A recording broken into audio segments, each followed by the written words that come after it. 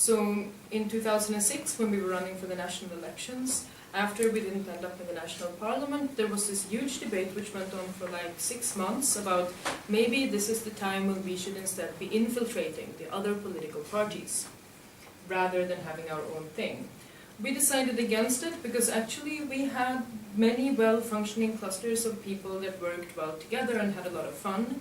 My constituency, which is the south of Sweden, we had an awful lot of fun for the 3 years that I was active and lived there.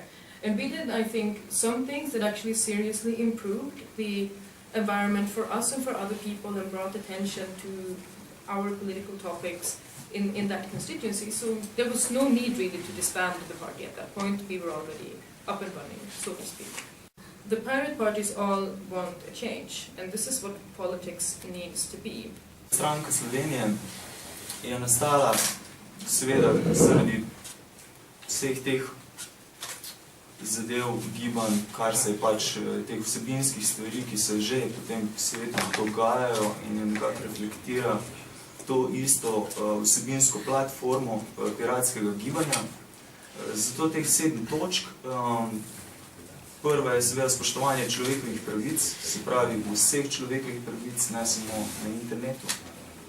Druga je zasebnost in varovanje podatkov, tretja svoboden, nevtralen internet, transparentno države in politike, reformo monopola nad avtorskimi deli, odprti standardi in prosti formati in pa svobodna programska oprema.